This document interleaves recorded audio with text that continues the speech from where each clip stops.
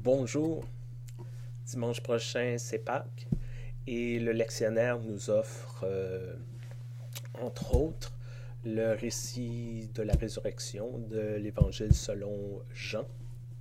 Et ce qui est intéressant, je trouve, ou en tout cas, du moins ce qui a capté mon attention cette année en relisant ce texte, c'est le comportement des disciples.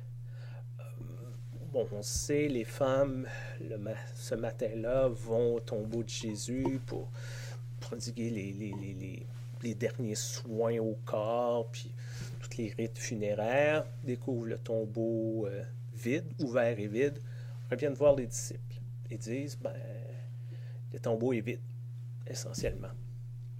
Et c'est la réaction de ces disciples. Parce qu'il y a certains disciples, c'est pas dit explicitement, mais ce qu'on en comprend, que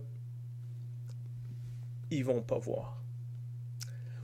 Peut-être pour plusieurs raisons. Peut-être que ces disciples-là croient pas ces femmes-là, parce que, bon, c'est des femmes.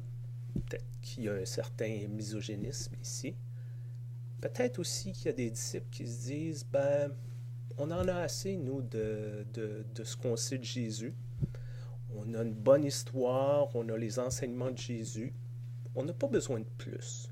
Même à la limite, savoir qu'il y a une histoire de résurrection au bout de tout ce qu'on a reçu de Jésus, peut-être que ça dérange certains, peut-être que ça casse tout le système de foi, puis de spiritualité, puis de religion qui se sont établis. De dire, Jésus, c'est un bon maître, il nous a donné des bons enseignements, puis on a tout ce qu'il faut, on n'a pas besoin de plus. Il y a deux disciples qui y vont, Pierre et ce qu'on en comprend traditionnellement, Jean, vont au tombeau, ils courent comme des fous. Ils arrivent là, ils regardent, ils voient que c'est bien vide, puis ils repartent. Un peu comme s'ils voulaient voir la nouveauté, et une fois qu'ils ont vu, ils cherchent quelque chose d'autre. Ils cherchent quelque chose d'autre. Et il y a Marie-Madeleine, qui, elle aussi, retourne au tombeau et reste là.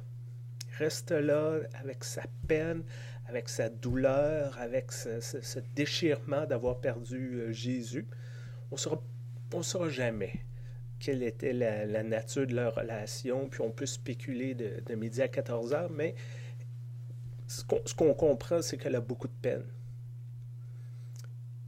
Et c'est elle qui reste là dans ce moment d'inconfort qui va être la première dans l'Évangile selon Jean à vivre une expérience du Christ ressuscité.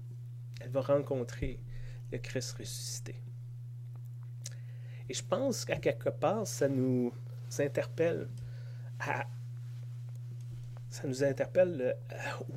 de manière à savoir comment on va vivre cette nouvelle de la résurrection. Est-ce qu'on va être comme certains disciples, dire, pas besoin de ça, moi, la résurrection. Des vieilles affaires, des vieilles histoires, puis oui, ça arrivé il y a 2000 ans, mais bon. Puis Jésus, tu sais, je sais ce que je veux de Jésus, puis on a sa sagesse dans la Bible, puis j'en ai bien assez. J'ai pas besoin de nouveaux stocks, j'ai pas besoin de nouveaux. Est-ce qu'on va être comme les deux disciples qui sont à la recherche de nouveautés? Tu sais, on va aller à l'église, puis là, il faut que ça soit différent, il faut que ça soit toujours différent. Et quand c'est plus différent, on va aller ailleurs pour avoir quelque chose de différent. Puis quand ce sera plus différent, on va aller ailleurs. Ou on va plus être comme Marie-Madeleine, qui va dire, oui, c'est difficile, il y a de quoi de difficile dans toute cette expérience-là. On a des moments difficiles dans nos vies, mais à quelque part, à travers de ça, c'est là qu'on rencontre le Christ ressuscité. C'est un grand défi, on veut tous être comme Marie-Madeleine, un peu, je pense, mais des fois, on s'en rend pas compte. Des fois, on s'en rend pas compte. On est tellement pris dans nos vies, puis c'est le printemps, puis il y a ci, puis il y a ça, puis pas le temps pour ça, pas le temps. Ou si c'est nouveau, je vais y aller, c'est la même chose, m'intéresse pas. Il y a quelque chose d'important dans vivre pleinement l'expérience, de passer à travers toutes les étapes. Oui, il y a la résurrection, mais oui, il y a la crucifixion. Oui, il y a l'histoire du jeudi saint, du grand repas, mais de la trahison. Tout ça fait partie de l'expérience de Pâques, je pourrais dire.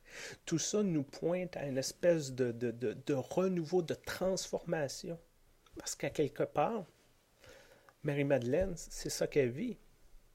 Elle reste là, elle rencontre le Christ ressuscité, mais c'est pas pour retourner comme c'était avant, c'est pas la ressuscitation de sa relation, c'est pas de retourner en arrière.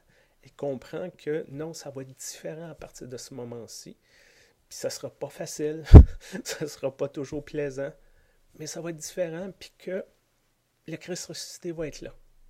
Et c'est ça que je vous souhaite au cours de cette semaine pascale et des jours qui vont suivre ensuite, de vivre cette expérience-là de Pâques comme